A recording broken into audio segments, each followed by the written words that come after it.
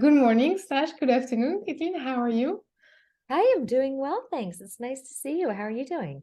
Yes, I'm doing great. I'm going to spend 25 to 30 minutes with you today, so it's really exciting.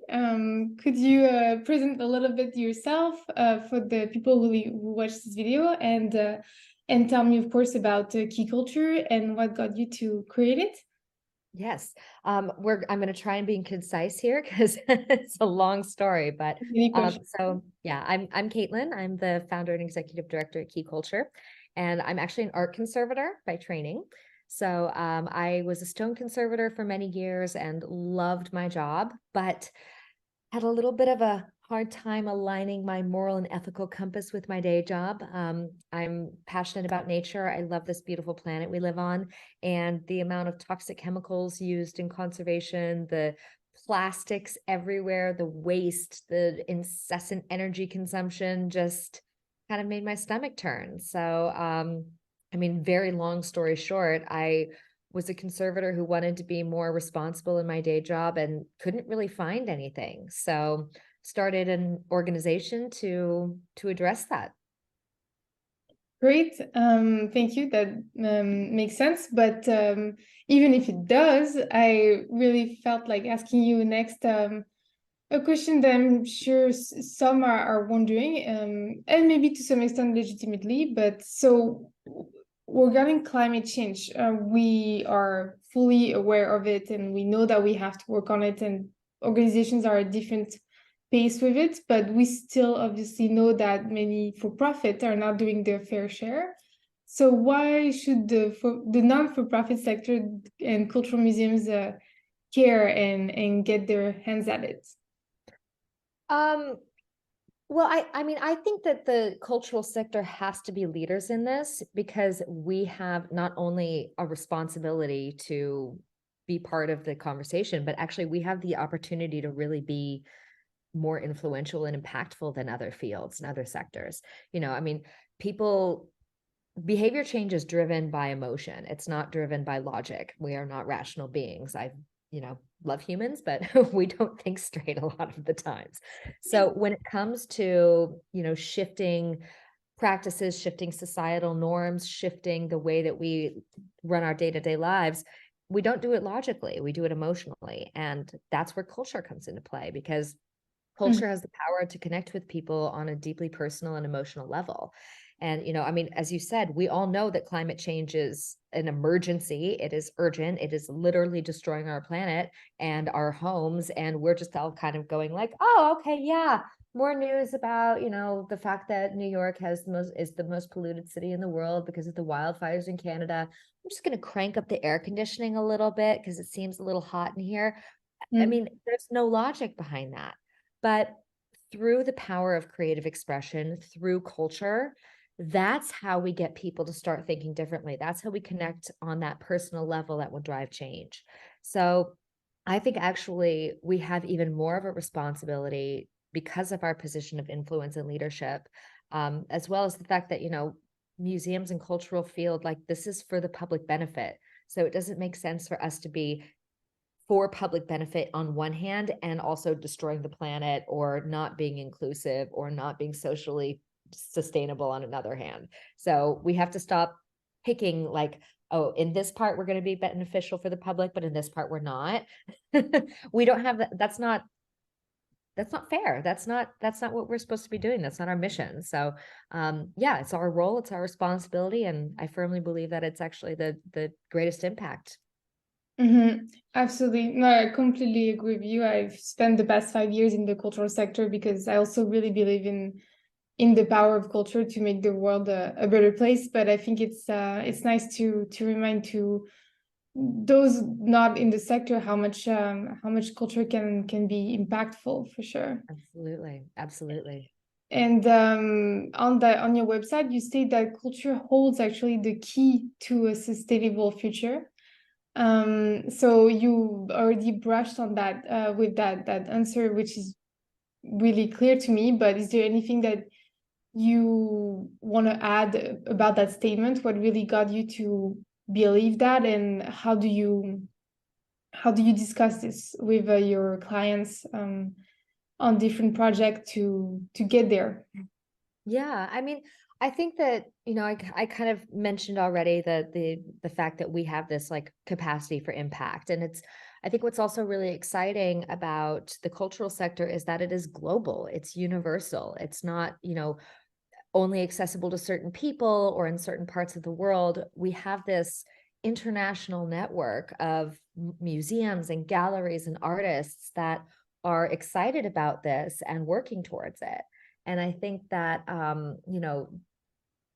culture is so many different things. It's not just art, it's not just music. It's not just, um, a physical thing or a physical space. It's the way that we relate to each other. It's the way that we talk to each other and treat each other. So, that's what needs to shift. It's actually our culture that needs to change. We know that we need this cultural paradigm shift in our values, in, what we do and why we do it.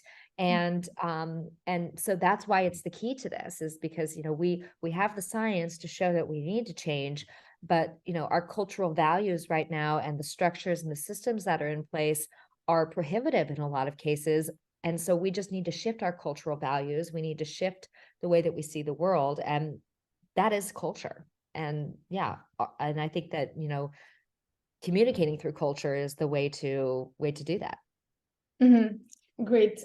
Thank you. And so if we dive into how you're tackling such a great and huge question, so do you want to tell us a little bit about your programs, how they work, and concretely, how does it work after a museum reach out and says, okay, we're committed, we want to get to it. What's next? Yeah, absolutely. It's a great question. So we have a lot of different projects and programs that we work with at Key Culture. We do, research and development projects, we do grant funded projects, and we also have our key books, which are step-by-step guides on how to be sustainable. And I don't want to say that the key books were really a selfish venture, but they were really driven by like what I wanted when I was a conservator. I would get so frustrated because I didn't know what to do. Like I would sit like, oh, is it better to do this or better to do that? And I got overwhelmed by it. I said, I just want someone to hand me a book that tells me how to be sustainable. So we went out and wrote those. And we released 3 key books in 2021, including energy, social sustainability, and materials. We are actually now translating those into a web platform so they can be more interactive and we can update them more readily. And in addition, we're releasing new chapters of those books and also new themes that are going to be coming out, including exhibitions, education and engagement, and as I said, like additional chapters to materials and social sustainability, some more detailed material there. And it's wonderful to be able to provide these resources. And of course, at the time, these were like, what's the word I'm looking for? I don't want to say unique, but there weren't other resources like this available. And now, I don't want to say the market because I don't like calling it a market, but the culture and sustainability world nest, let's call it, is flooded, and there's actually too many resources available. So, and then it gets to be a little bit of overwhelm because you're like, well, GCC has their decarbonization plan, and Key Culture is the key books, and Art Switch has the vertical, and all of these different groups, which they're all doing phenomenal work. And I shout out to all of my partners who are doing amazing things. But it can be a little bit scary, like, okay, which one do I pick? What do I go with? And also, I tend to find that when it comes to these types of resources, they're insanely useful, but I think we have like a little bit of a short attention span issue as humans right now. It's time issue as always too. Yeah, a time issue as well, which is that's another discussion. We need to learn how to slow down a little bit, and I'm trying to practice that, but I'm very bad at it. So I always feel a little bit, do what I say, not what I do when it comes to slowing down. But if there's a guide about how to update your climate control systems by adjusting your HVAC systems, and the guide is 180 pages, I don't have time to read that, much less expect you guys to be, as conservators with full day jobs and all of these things, that this is my full-time job. Like it's just inaccessible in a lot of ways. And not only that, but, it's that whole adage of, teach a person to fish or give them a fish. And if you give someone the key book, for example, that's wonderful. But at some point, you're going to feel stuck. At some point, you're going to have a question. At some point, you're going to want to see how it's done. And so this was actually the motivation for us to start the Key Futures program, which is our main program. And we call Key Futures it's difficult to explain because there's nothing really like it, I guess. But we call it an international coaching and training network. Sounds So, yeah, it sounds fancy, right? I'm teasing. I Um, like so we provide, and basically the idea behind Key Futures was that there are, you need a lot of different things in order to be sustainable. It's not just about the resources. It's not about like consulting. It's not about training. It's actually about all of those things together. And so many of the issues that we have within the field, and this is global, this is not just cultural related, but this is like every sector has this, is that a lot of the problems we have are systemic. And consequently, it's really difficult for one person or even one organization or even one company to be able to implement the big changes that we need to make. We actually need to be working together, and collective action is 100% the key to a sustainable future. So, well, culture and collaborative action, well, both of them. So the idea behind the Key Futures program is that if an institution wants to be more sustainable, they can come to us. And, they can say, like, we have no idea what we're doing. We just know we want to do this. Or they can say, we know exactly what we're doing. Here's our roadmap. Help us execute it. Everyone's at different stages in their journey, which is wonderful. And then we help them achieve their sustainability goals. So it may be that they don't have those goals yet. So step one is actually identifying what those goals are. So we have a methodology to, create your sustainable future, and then figure out the priorities and building an action plan and roadmaps, and then actually implementing those changes. So it's really, the guided process through our coaching methodology. In addition to the coaching, we firmly believe that education is fundamental to sustainability because it's all about empowerment and it's all about knowledge. And I always say that, when I was a little girl, we'd go to the grocery store. I grew up in the United States, and they would bag your groceries for you, and they would ask you if you wanted paper or plastic. And here's 4-year-old Caitlin very proudly saying, I want plastic because I want to save the trees. Because my mom had told me that they had to cut down trees to make the paper bags. And I thought that was horrible. And I grew up in the forest. And so I was like, I want to save the forest. And once again, it's education. I didn't know any better. So how was I supposed to make the right decision if I'm not making an informed decision? So education is absolutely fundamental. And it's not only important in terms of like knowing the right thing to do, but it's about using critical thinking skills and trusting ourselves. And, if we don't feel confident and empowered to make choices or to see where change can be made, then we're not going to do it. And climate control is a great example of that. And I know we're going to talk about that a little bit later. But basically, this idea is that, education and the mentorship goes hand in hand. So we have the educational program, our training program, where we bring in experts from all over the world who talk about different aspects of sustainability. Then we have the coaching to guide you through the process. And we also have the group coaching. So you work with 10 other institutions who are also working on similar activities. So you can, streamline that peer-to-peer knowledge exchange and bounce ideas off of each other and feel supported. And then, of course, there's the international community. So you can see how museums in Nigeria are tackling this, or museums in Estonia, or Australia, or Kenya, or Argentina, or Canada, or whatever it is. And I say museums, but cultural organizations. And then the other part of that is not just that we have this international collaboration, which is, just absolutely vital for, popping the bubble is what I always call it. But we also take a holistic approach. So we not only work with museums and artists and galleries, but also with packing and shipping companies, vendors and suppliers, municipalities, foundations, auction houses. So the entire stakeholder spectrum, because once again, if we're trying to solve a systemic problem, we need everyone on board and we need everyone working together and around, like having a seat at the table so we can solve these issues. So that's a long explanation. Complete sense. That makes complete sense, and it's great to see that you're passionate about what you're doing. So you really want to tackle not just one aspect of it, but you're really going with a holistic approach, and that's amazing. And I mean, well, then I have a specific question now. It's maybe I don't know if it's possible to answer it, but out of curiosity, let's say I'm a museum and I come to you and I have no idea where to start. I'm really at the beginning. um Roughly how long does it take because I imagine you go through a consultation process. How long does it take to establish that roadmap and come back to them saying, okay, this should be your first step, this is how you get started?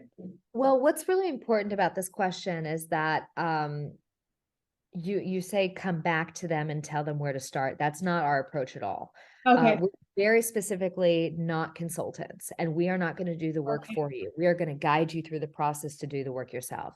Okay. And the reason for this is because I firmly believe that sustainability is something that every single person needs to be a part of.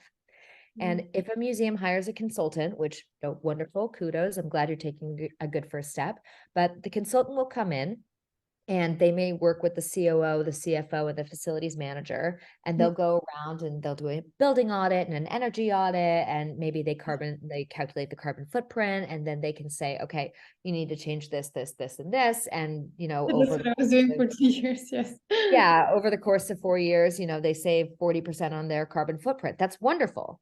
That Mm. doesn't change my job as an art conservator. That doesn't make me feel like I'm part of the change. That I, doesn't help me to look at my job and my world differently. And that's the difference, is that what we're really trying to do is cultivate cultures of sustainability within organizations. So we work with teams within each organization, up to 10, we call them champions, who are passionate about this and want to do something and want to make a change.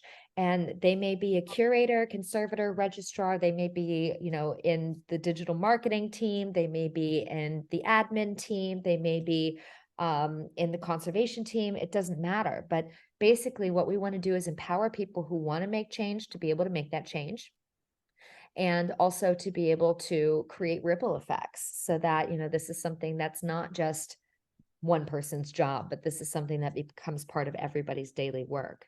So circling back to your question though, in terms of how long it takes, I mean, obviously it depends a little bit on the organization, but in the first meeting you have with your coach, within that first hour, you will have an idea of your first steps. So it takes an hour. wow. Yeah, we Okay, go it's fast. really about being efficient and moving fast, so that's amazing. Well, I mean, it's also, it'll depend a little bit on like what you mean by your, Yeah, your steps and what your goals are and things. But yeah, I mean, like creating a roadmap is not that hard. It feels hard and it feels overwhelming, but if you're guided through the process, it's quite quick. And actually you can just, it's about figuring out what your priorities are, where you're going to start, and then creating the action plan for that first step. And then being encouraged to take those first steps. And it's just actually sitting down and having someone who can help you go through that. And this is the thing about sustainability, which is so funny, is that so many times people are trying to reinvent the wheel. They're saying like, oh, we need a sustainability policy. And so they go and try to write one from scratch and like, oh, well, what does sustainability mean? And they'll debate about that for, 6 months. And then they'll decide that they're going to go with this definition. And then they're going to, create like, okay, how do we turn this into a policy? And like, we do not need to do all of that. That's already been done. And there are examples from all over the world of really amazing sustainability policies. And what we've done is we've created basically like, I don't know, they're build your own policy templates. So if one of our institutions wants a sustainability policy, they'll tell their coach, and during their one-on-one session with their coach will say, okay, here's the template. Let's build you a policy. And like, do we want this in there? Yes. Okay, let's change this word. Do we want this in there? No. Okay, we don't have to put that in. Do we want this in? So it's like building blocks. And actually, it's not that hard. It just feels overwhelming because we've never done it before. Fair enough. And it's very good to hear about that sense of ownership that you're trying Yeah. to make sure people to infuse throughout the process, because that's probably also what makes it truly effective and lasting on the long term. So, Yeah. I mean, yeah. people aren't going to make change if they don't want to. And if they feel like they're part of that change, and if they feel like they're invited and there's this sense of belonging and co-creation, that's what makes people want to be a part of a movement. And if you come in and you say you now have to do this, like, that doesn't feel good. No one likes to be told what to do in a pedantic way, or in a mean way. Like, we want to feel like we're a part of this change, and the more a part of it we feel, the more excited we are, because we feel like we're contributing positively. So it's all about creating ownership. It's all about belonging. And efficiency, which is great for sure. That too, efficiency. We don't have time to, reinvent the wheel every time. So Over and 100%. over. Absolutely. And do you have an example of I don't know if success story is exactly the right word to phrase that, but an example of a time when you were really happy or grateful to see how a museum or another kind of institution had implemented your tools, and you saw the progress that you'd like to share, maybe as a bit of an inspiration, or it might be through the networking program that you were talking about. Have you ever had any inspiring moments or times that you would like to share? How much time do we have? No, I'll keep it brief. I mean, there's so many examples. It's literally what gets me out of bed every day, is seeing this action, like this desire, turn into tangible action, and like seeing people make progress. And I get to experience those stories every single day and hear from my champions about what they're doing. My champions hear from the champions about what they're doing. And it's just so inspiring. And yeah, I'm really proud of what we've been able to accomplish. But some tangible things. So first of all, every 3 months we do what we call a champion presentation, where we invite our champions to present on the work that they've been doing. And we stream those publicly, and you can actually watch the most recent one on our YouTube channel, which was the Museo Moderno in Buenos Aires. And they were presenting on some of the actions that they've been taking over the last couple of years. And also one of our colleagues from NGO DocuDays in the Ukraine. And like, I mean, that story just brought me to tears. Like, the fact that there's a war going on, and there are times where Christina can't join us because she's lost all power because of bombs, and she's still doing sustainability action. Like, to me, that's like, people who say that they can't, I'm like, yes, you absolutely can. Look at that. But I mean, it's exciting to see progress, and it's exciting to see people being able to do, like, I don't want to say tick things off their list, because I feel like sustainability tends to be, people look at it as a checklist. And so it's like, that rubs me the wrong way, because it's really a journey. It's really a way of looking at the world. But being able to like actually do things that you can say, like, I did a carbon calculation. And I know that like Mlova did a carbon calculation. And I was really excited to see that they did that, so they had a better understanding of where they can start making changes. The Nevada Museum of Art has been doing phenomenal things. And they just came out with a policy that 50% of the objects in their exhibitions are going to be from their own collections. And that's huge. That's going to reduce so much travel. And they also made a commitment that any travel that happens is going to be ground. And I mean, it's just like, that is such a statement. And, they've been publicizing this on their social media, and we've been sharing it and cheering them on. It's really inspiring to see people actually, and once again, it goes back to this value shift, because actually, why does every museum can do that. It's just a matter of like having the courage to stand up and say, we're committing to this. So it's really powerful for me, particularly to see people feeling encouraged and empowered to make those bold statements. And once one person does it, it's that domino effect, and then everyone can do it. So it's very cool. It's very For cool. sure. Yeah, thank you for sharing. And I'll make sure to add some link below to the examples that you're mentioning, so people can read more about it, me included, because it sounds very great. Yeah, it's a video, so you don't have to read, I promise.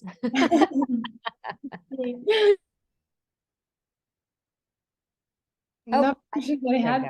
Yeah, sorry. I'm trying to balance it out with all the cities waking up right now, so it's getting busy. Oh, that's Um, fine. so about your team, it makes sense why I was going to ask you why, but it makes sense why you have people internationally helping you, working for you on in North America as well as on the side of Europe. But maybe And just Africa. briefly, if you want to share how do you bring to life this coordination between people all over, and in a time when people are working from so many different locations, what's your tip and trick to get people to stay connected, feel like they're part of the same organization?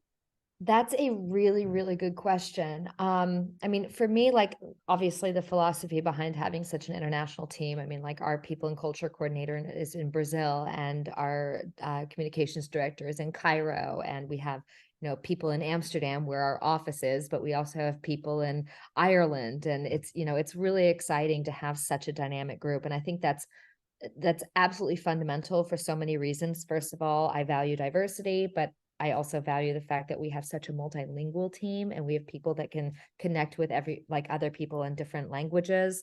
And I firmly believe, because sustainability is a global problem, we must have a global solution, which means that we need a global team working on this.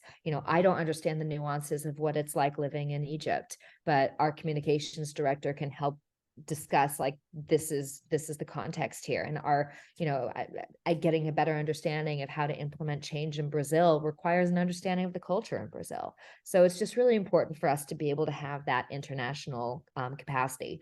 But of course, it does make it challenging in some ways. I have to say, I think we found a really nice balance. I personally have the philosophy that people do their best work when they can set their own hours. So we do not have a 9 to 5 policy. I trust my team to do their work and get their work done and keep track of their own hours. Like, I'm never going to micromanage that. And I mean, everyone's so passionate about what we are doing that it's more me telling them to turn their computers off and go, like, enjoy themselves and rest rather than saying, like, oh, are you working enough? Like, that's never a question.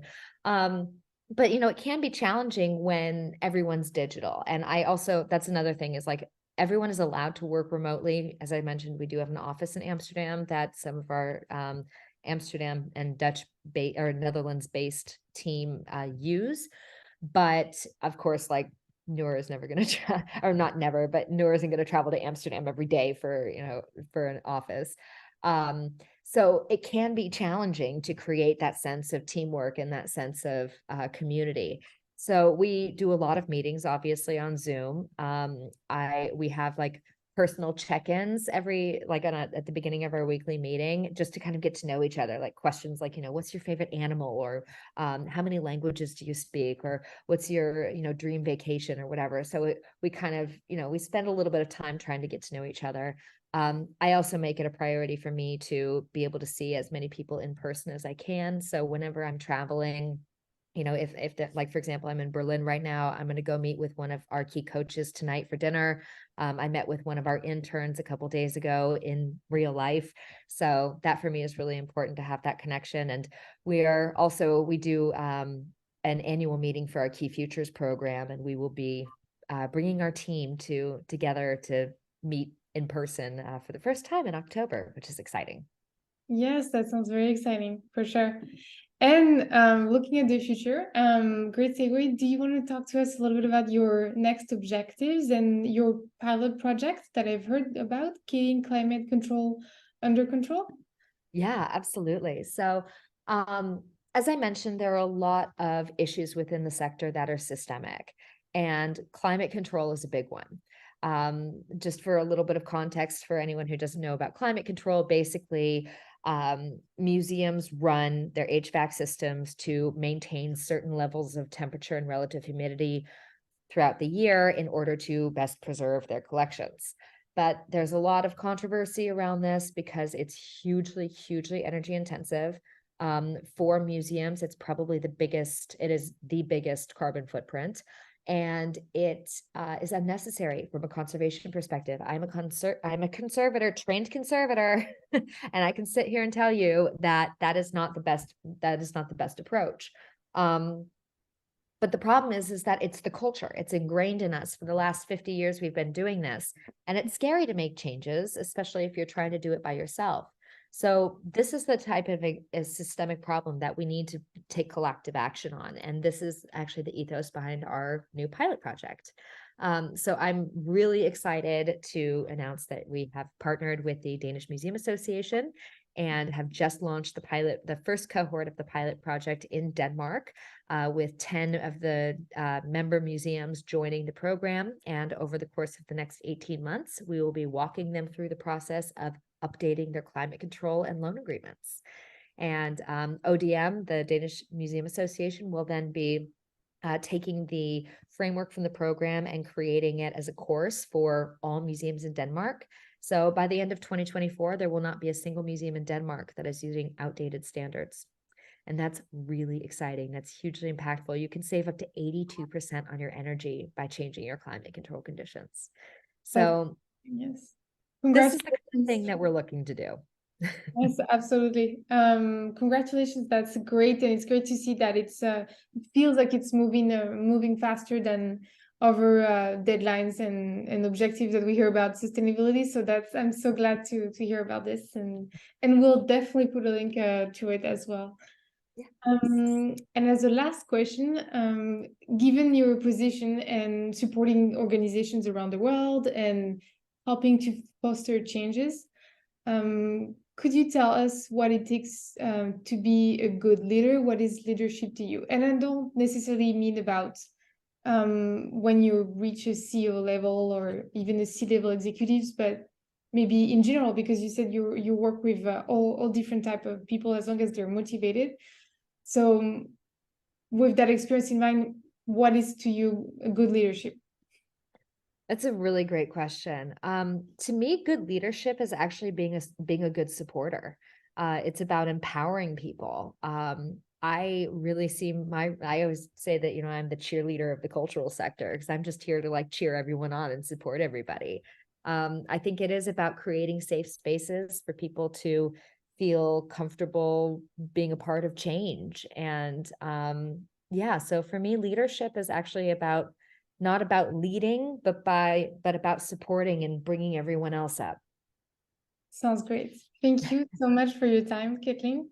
Lots of wonderful news. So it's great to hear, and it's a pleasure as well as always. Pleasure is all mine. Thank you so much for having me. It was really enjoyable.